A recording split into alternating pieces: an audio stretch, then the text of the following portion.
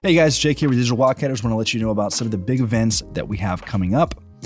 First up, we got Energy Tech Night, February 16th here in the Houston Heights Theater. If you've never been to one of the Energy Tech Nights, you really don't know what you're missing. We have a handful of companies that will be presenting their tech live on the big screen, followed by live Q&A. We'll have tons of good food, drinks, and good people, and it's always a great time, so be sure to check that out. Bitcoin mining. It's all the rage these days, so we're looking to bring Bitcoin mining to the energy capital of the world with our Empower Energizing Bitcoin Conference, March 30th and 31st here in Houston. We're bringing together energy, mining, finance, other professionals in the city that powers the world. We're shutting down the streets in Houston for an iconic two-day event at Eighth Wonder Brewery, where you get to learn and network with energy producers, capital groups, miners, and other builders in the space. If you want to join us at Energy Tech Night or at Empower, you can go snag some tickets at digitalwildcatters.com. What's up, Wildcatters? Welcome back to the show. We just got back from Pittsburgh. Man, what a good time. What a good time launching and premiering. I don't know when this is going to go out, probably like forever. So by this time, I think everybody will have seen American Shale. We've been sitting on that for, 3 months? Longer than that, I think. Probably longer than 4 that. or 5. So yeah, it's a long time. But it's good to finally release it. It took a long time to put it together. I mean, that was a ton of man hours to produce that. So God, we did not sleep shooting that. yeah. We got our buddy Scott Benesh with Verum in from Calgary. What's going on, Scott? Pretty good. I think good to be in tell Texas. Scott that we've had a few podcasts lately that are It's like all the Calgary people are finally like. That's what I told him. I said Canada's letting guys out. You can come down here and now visit we with can us. travel. We're allowed out of the cage. So Scott, tell us real quick. We have some mutual friends in the startup industry. He says, he knows Cold Bore and those guys over there. Hey, we're going to their party tonight. Yeah, so I said we got a house party over there today for their new office. Tell us real quick about Verum and what you guys do, just real quick. Yeah. Well, it's interesting. Cold Bore was in the same incubator program with us in Calgary. And we sat right next to them at these big tables in a big open room for about a year. That's pretty cool. That was like 4 or 5 years ago. So it's kind of interesting that's awesome that you're with them. So, yeah. So what do we do? So what we do is we create digital twins for construction, engineering, construction, and operations and maintenance. So there's a lot of technologies out there, digital technologies to digitize physical assets, using laser scanners, drones, pictures, satellites, and what have you. What we do is we take that data and turn it into a digital twin very rapidly. So we've got a technology that can create a 3D representation of a construction site or an operating facility.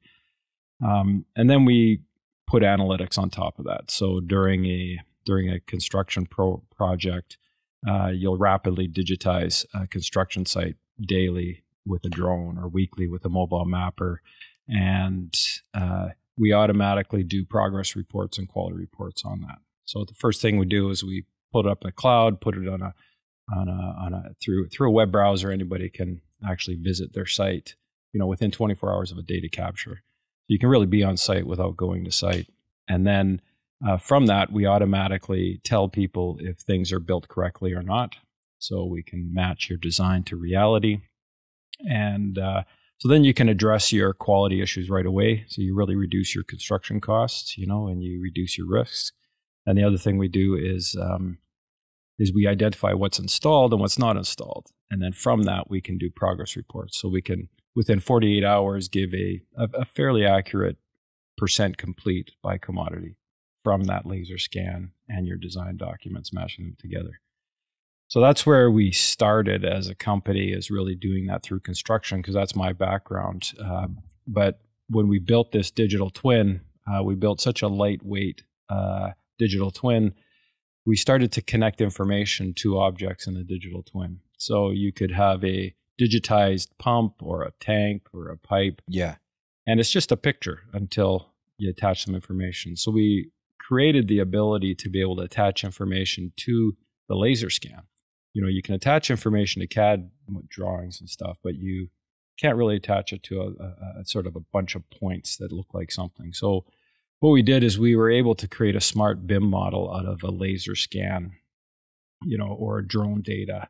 so that people can really visit their site and get all the information from about their site from their desktop or from their laptop or even from a tablet. All you need is a web browser.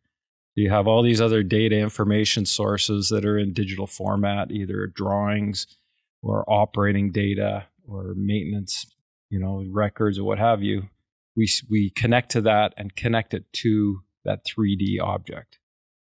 Because that's the way the human brain works much better, is if you can see the 3D object, you're able to really understand it, contextualize it, and say, okay, I want to see, when was the last time that was maintained? What's going on with that thing right now? What's the pressure, temperature, flow rate?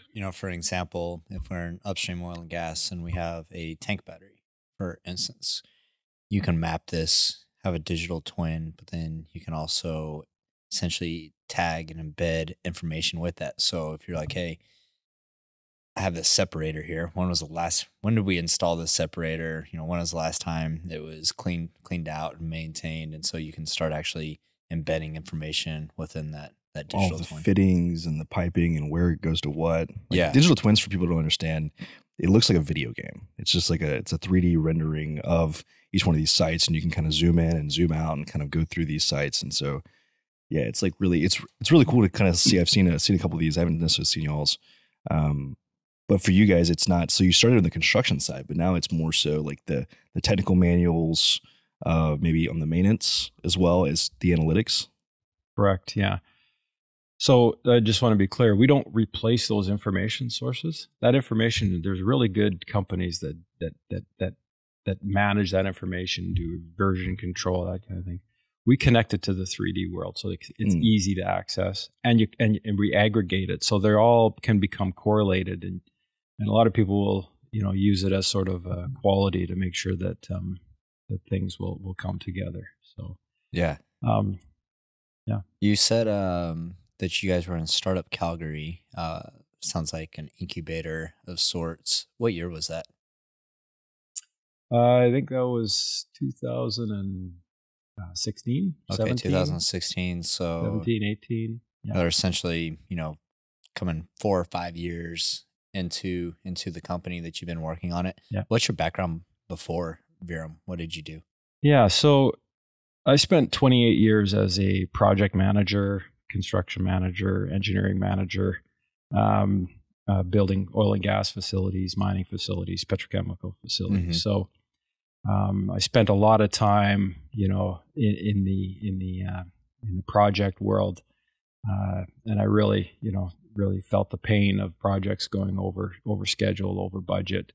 So I was project director on 4 mega projects over $1 billion, and those things kick the shit out of you. So you you start to get frustrated with the lack of, I guess, digital technology or technology. People just think, we could do it better now with better people or better procedures. And I got frustrated with that. So, I thought we need to do something to really improve our construction techniques. I started to research it a little bit, and, it was amazing. Construction is the least digitized industry that there is almost. I was looking, farmers are more digitally advanced than construction. So I was thinking, we have to do something here. So it's so funny, not to interrupt you, but it's so funny because that documentary that we just premiered was over a 3rd generation dairy farmer that has taken his proceeds from natural gas royalties and completely automated his dairy farm. And it's one of the most advanced operations I've ever seen. And it's out on a farm. So it's funny that you made that comment that farms are more advanced than construction and oil and gas. It's crazy because construction is like the backbone of everything, right? It is, yeah. But, 80% of projects go over budget or over schedule. Yeah, and, by 30% or more. And the mega projects, over $1 billion, they go over by over 80%. So how does an owner make an investment when they say, well, this is going to cost $5 billion? It could cost $10 billion. Who knows? And there's a good chance it will get up to $10 billion. So how do we bring cost and schedule certainty to these projects? And if we can do that, then we're going to get owners making more investments. So we believe that's really good for the industry. If you can bring more cost certainty and schedule certainty to your projects, bring the costs down. Yeah, it's hard to underwrite a project when you don't know what your, what's going to be your rate of error. Is it going to be $1 billion over budget, or is it going to be $5 billion over budget? And that makes a huge impact on the economics, right? Totally. I did in my past career, I did some cost estimates and execution plans for projects that were just going to do great things for cities and areas. And the owner just said, it's too risky. Yeah, it might cost this much, but it might break my bank. So we'll go ahead. So that's kind of why we started Verum, was to really bring digital technology and help capital projects. Super interesting. So was there nobody in that space kind of coming into, like, I mean, as you guys are kind of researching in the early stages, you're frustrated, there's no digital technology, but there's like nothing remotely close to what you guys were doing? Not that we could see, but what we did is, we didn't build a technology from the ground up. What we did is we knew the problems that we had in a project, and we pulled in the different technologies that were kind of doing things that could solve small parts of the problem. But they were just sort of one-of applications, right? And how do you take those applications and turn them into something that can benefit the whole project, and then go into operations and maintenance and be used as one? Because I guess the way I look at it is, let's say something costs $5 to implement, and you get $3 of value out of it. You're not going to do that. But if you can get that $5 and you get 5 people to get $3 value out of it, that starts to make sense. So if we can apply it at more sort of stakeholders in the construction process, then it starts to make sense, and people can get the value out of it. But what was happening is only one stakeholder was going to invest in this technology, and he couldn't. So let's make it a holistic approach. Yeah. You said that you guys didn't build the technology from the ground up. Can you explain to us from like an operator's perspective of, building the company, how did y'all approach that? You're in your previous life, you're a project manager in these big construction projects and facilities. You say, hey, there needs to be a technology. I know the problem and I know the solution. Now we need to go build the solution. Can you kind of run us through your thinking in those early stages of how you thought about building the technology? So when you think about a project team, what's their job? Their job, they put together a great plan, an execution plan, how they want to do something, a design, what they want to do, a schedule, when they want it to be done. So that plan, if it's executed, everything is executed exactly as per plan, you're going to be successful. And that's what a project team does, is they make sure everything happens exactly as per plan.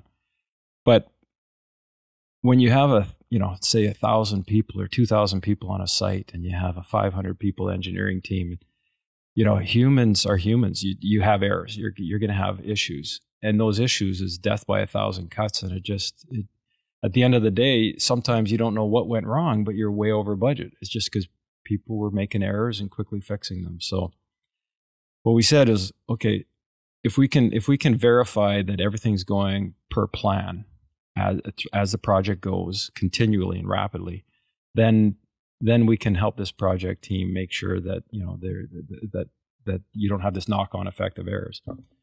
So we have a digital twin of our what we want, which is our design, our CAD model. So this is what we want. This is our plan.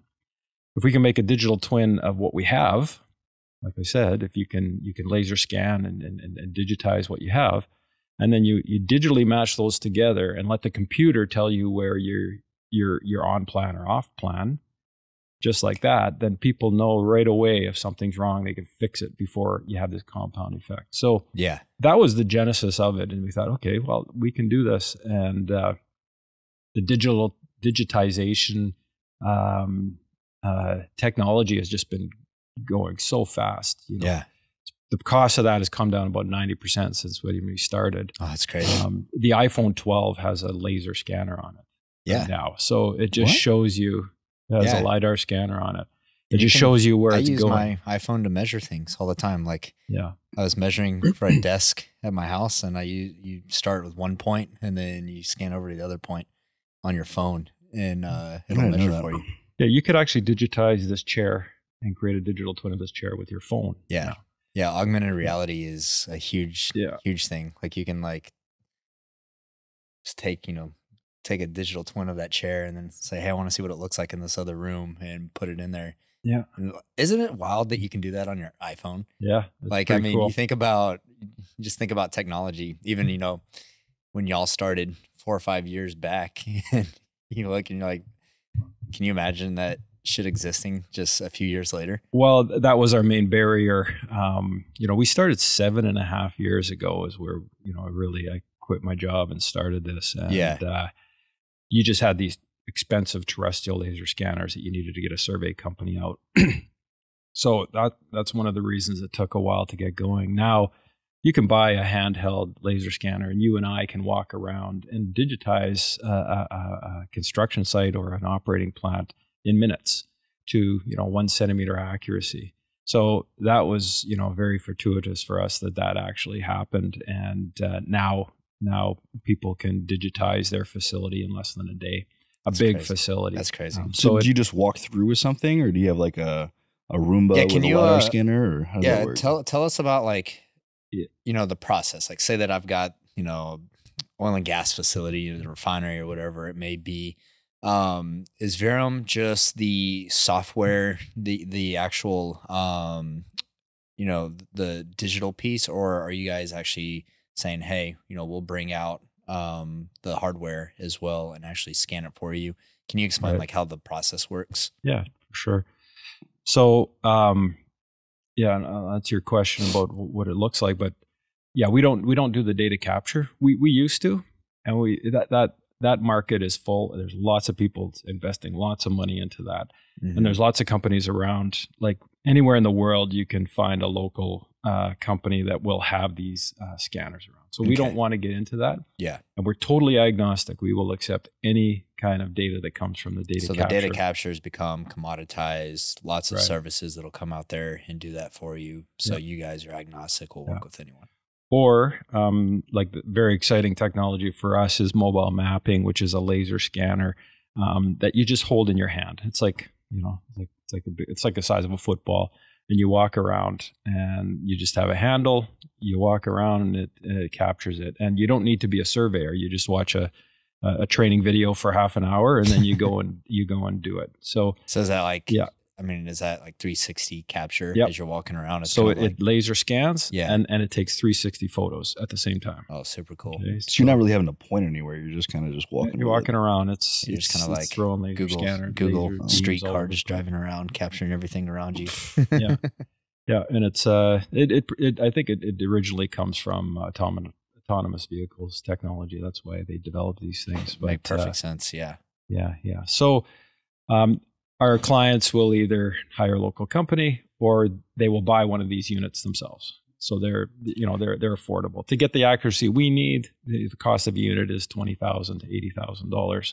But then they have it and they can digitize their plant, their construction site every day, or they can send it around to their different facilities and digitize them.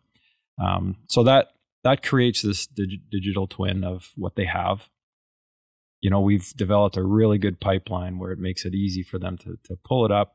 And then they just log in through a web browser. They'll be able to do it on their phone soon, but down to a tablet, and they can now visit their site and see it both in 3 dimensions and in photos. So they can walk around like in Google Earth. You know how you walk, or Google Street View. You can walk around your plant and see it. And then we ask them, give us all your design files. It could be 2D plot plans. It could be 3D CAD models. Give us all those. We turn them into the same sort of geo-referenced, bring them in and visualize them together. So at a click of a button, you can say, this is what I have. Another click of a button, this is my design. You see them both together. You can turn them on and off independently. So that gives the visualization. One of the things that really differentiates us, and this is really exciting for owner-operators that have older facilities, they don't have these digital CAD models. They just have some paper drawings sitting in a file somewhere or what have you. So what we're able to do is digitize that, and then each of those objects we can turn into smart objects. So here's a pump. We have a work process that within a matter of seconds, with drag and drop, we have different work processes where okay, this is pump P101. We give it a tag. And then you do that for everything. So, a big, a gas plant, you could tag everything in a week. So now all of a sudden a CAD model that would have taken months and months and months to develop, and maybe it's right, maybe it's not. We've developed a process where you laser scan it and then you attach information to the objects within that laser scan.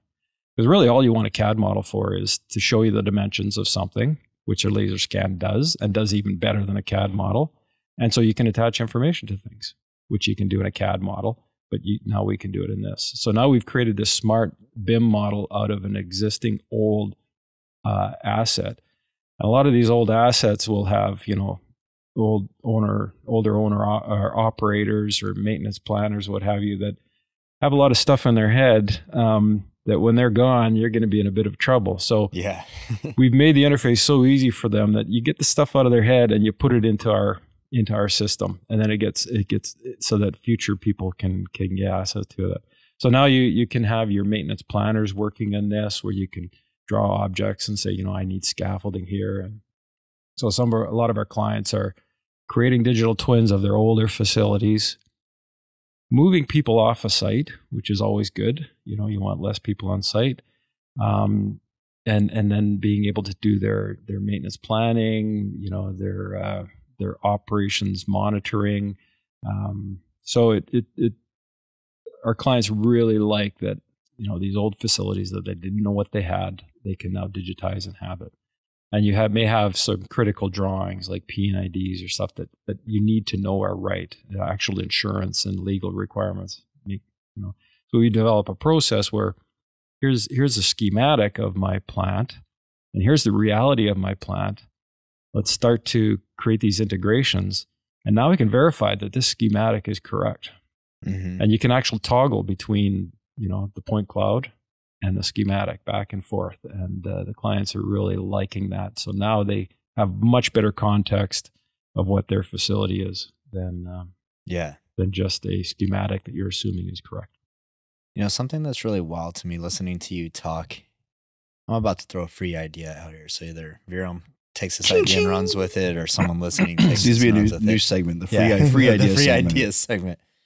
No, I've been talking about this for years now. I don't know how familiar you are with upstream oil and gas processes, but you have a string of pipe. It's either tubing or casing or whatever it is. And you have 200 and 300 joints, and you go there and you take a tally tape, and one person holds it on the other end, the other person holds it on the other side. It's a range 3 joint, 42 feet, 42.34 for joint, 175. And you sit there and you write it down in your tally book.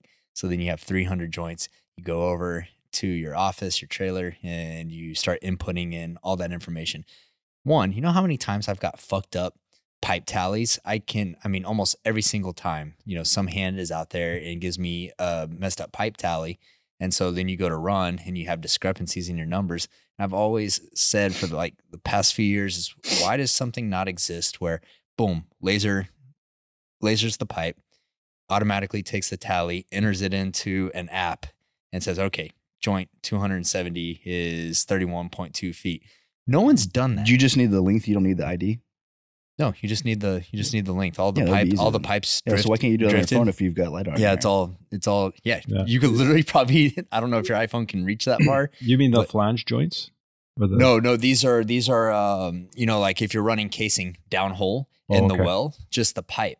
And so, no one's created that. And I've listening to you talk, doing a refinery or facility is way more complex than measuring pipe and entering it into a spreadsheet. And so I don't know why no one's done that, but you guys should take your technology and do it, because I'm telling you, it's a big money idea. Yeah. Well, one of the things that there's a lot of things we're doing, but one of the things we're doing is artificial intelligence to do object recognition. And that might pertain to that is object recognition in the 2D space is very mature. You can take a picture now and plug it into an AI engine and it can identify things. Yeah. But it's not very good in the 3D space. So we're developing, object recognition technology where it says, okay, this is a pump. We're going to identify it in a pump, and we're going to draw a box around it, and this is the dimensions and such. We do that with pipe. Like here's a pipe, and this is this pipe that I'm interested in, and here's we're turning it into a sort of an object rather than just a picture, and that object can obviously be measured automatically. So Yeah. This episode is brought to you by our friends at ComboCurve. If you haven't heard, Aries and PhD win are out and ComboCurve is in. ComboCurve is the cloud-based operating system for energy companies.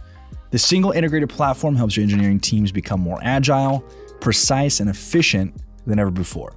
For the first time ever, you can now generate type curves and forecast thousands of wells accurately and in a fraction of the time. Oh, and it can automatically run these forecasts every single day. What I love most about the ComboCurve team is their work ethic and actually caring about their customers. Every time I talk to the team, Armand, Jeremy, everybody else over there, they're reinvesting into growing the development team to tackle any challenges that their clients may be facing.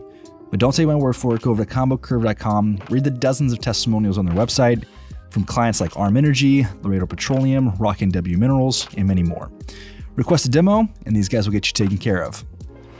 So for you guys, I think I understand the data capture. So if you have an existing facility, going out and mapping that and making a digital twin.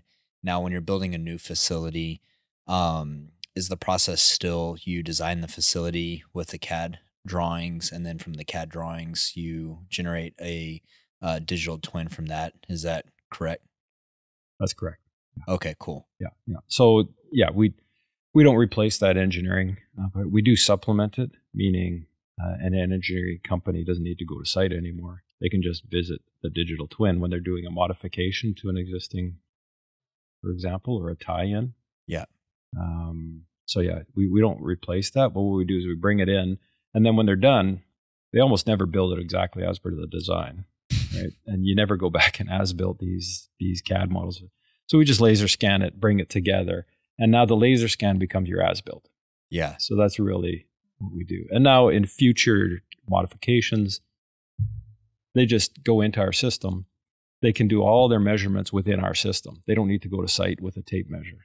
They can actually clip out the point clouds and download it into their CAD software from our system, because these point clouds are huge, and engineering companies hate these great big ones because they slow down their CAD model. So they just clip out what they want, they download it, put it into their CAD software, do their engineering, upload the engineering into the existing old facility.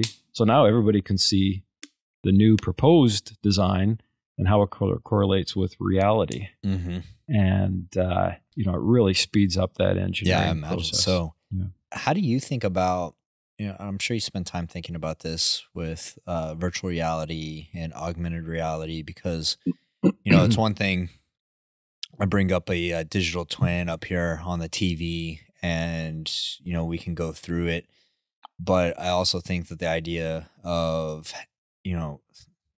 with remote teams, for example, all over the world, hey, throw on an Oculus and let's, take a look at this this pump or this separator, and you're having 3D views of it. I mean, do you guys have y'all been thinking about what the future looks like using digital twins in an interactive environment with remote teams and things of that nature? We have quite a bit. And I'll take you shortly through our journey on that. Is we bought all the VR gear. We set up our system so that the Unity, the sort of the standalone system. You've probably seen them where you wear the headset and you have to download the 3D environment. Our environment, you can download it and then you can do these virtual walkthroughs.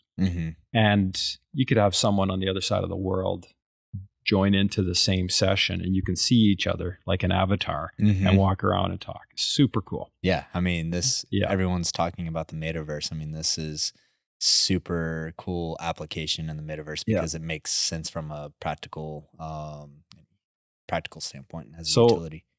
Very exciting developments. We had that all set up. We have it working. It just was too hard. The technology wasn't there to make it easy. You could do it, but it was just too hard. So then what happened is WebVR came in. So now WebVR, the problem was, you both need to be visiting that same facility that's hosted on the cloud, right? And that's very difficult. So WebVR made that a little bit easier, but it still wasn't quite what it needed to be. Just in the last month, WebXR has come out. Okay. And that's a game changer for us. So we have kept our eye on. We knew that WebXR was coming in. Technically, our CTO would have to tell you, details about that. But there's a lot of excitement in our office right now about WebXR and how that's going to really change how.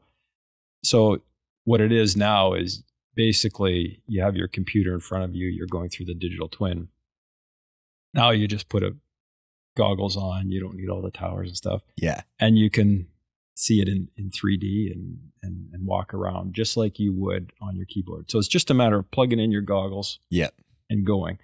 And someone on the other side of the world can do the same thing, and you can do a virtual plant tour as though cool. You're actually walking through it. And I say that's like being on site without going to site and touring it only on steroids, because when you're on site, you're just looking at stuff. When you're in our environment, you're looking at stuff, and you got all the information about it at your fingertips too, and you can see the new design right in 3D as well. Yeah. So super excited. We built our platform to be completely compatible with that system.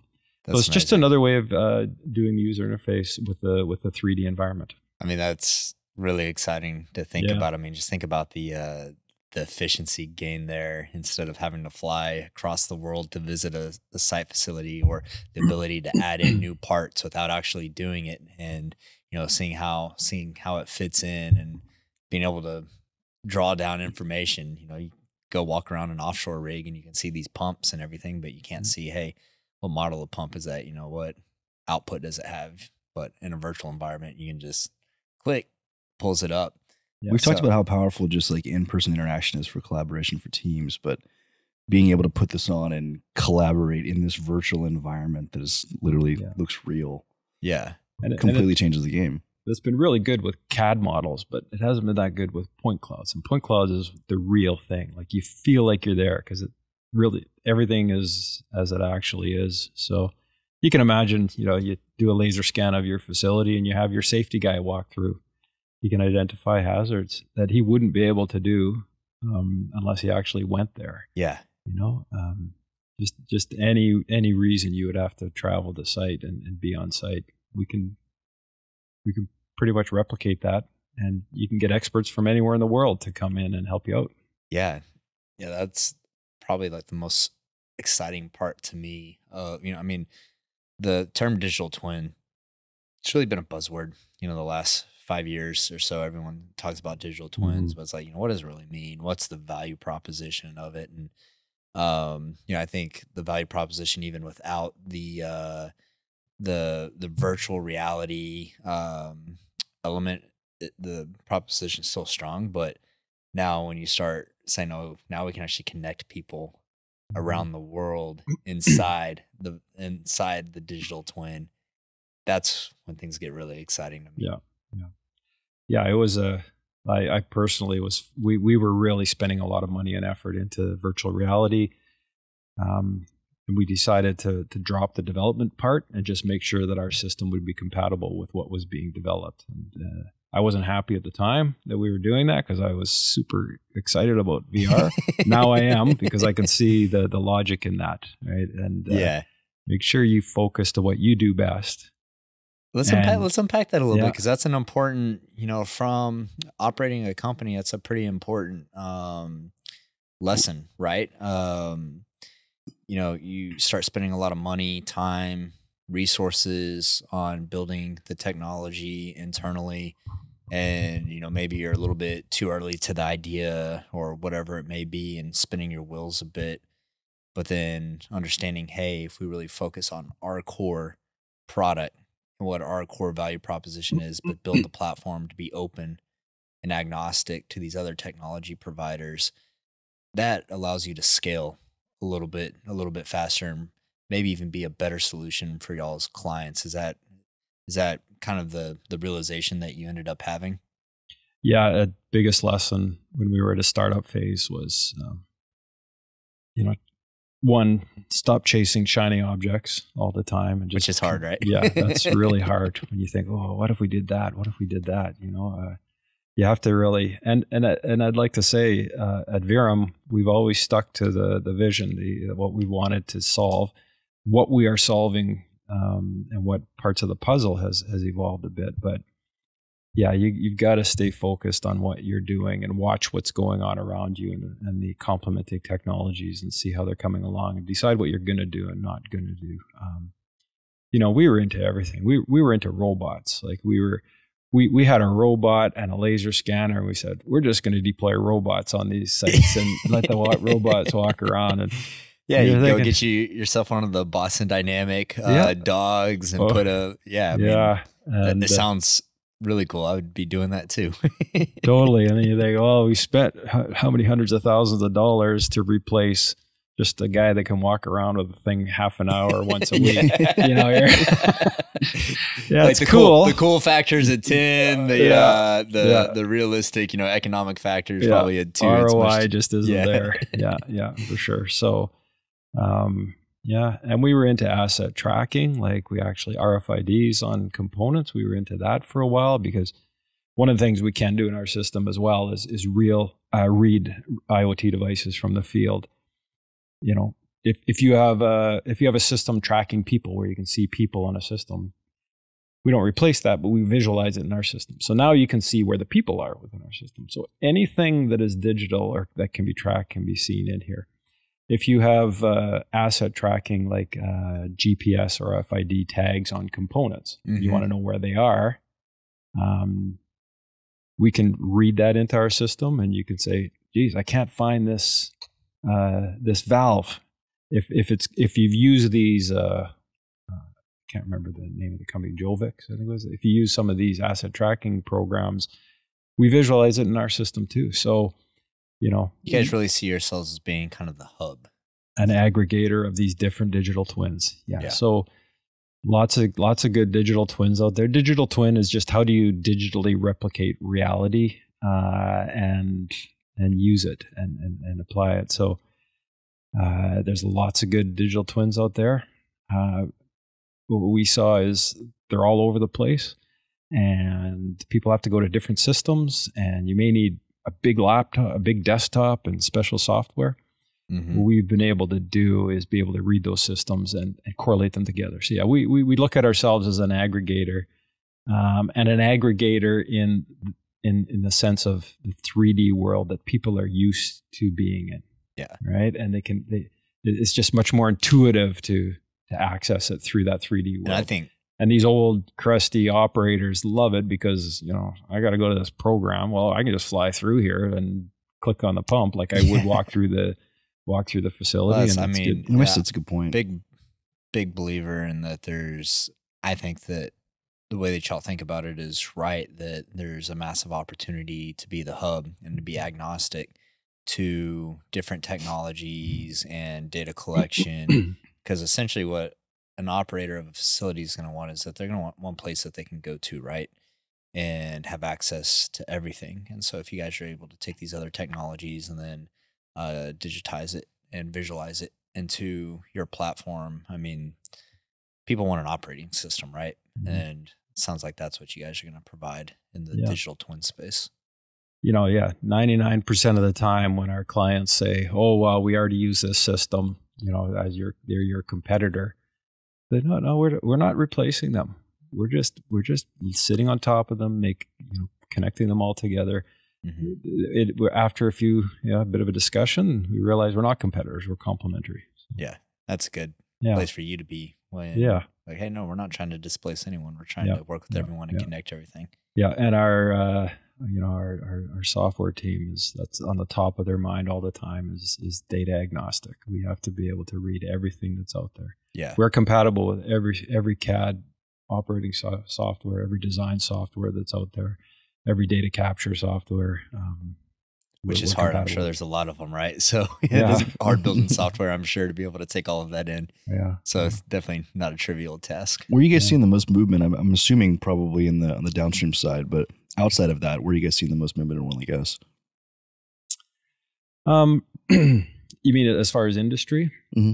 So, we're from Calgary, Alberta. I grew up in the oil patch, and so that was our initial push. So oil and gas is our biggest right now, and Do you guys? it's called. Sorry, Is that like pipelines or refineries or oil? Mostly upstream right now. Mostly upstream. Yeah. Okay. Yeah. We want to move into downstream. Okay. We see that there's a big value in downstream because where you have dangerous, remote, difficult assets or projects, that's where we really shine. Mm-hmm. And oil and gas is kind of that way. It is. These are explosives that are being managed, and everything needs to be working properly, and they're difficult to get to, and usually offshore and on an offshore rig or northern Canada where you got to fly in, fly out.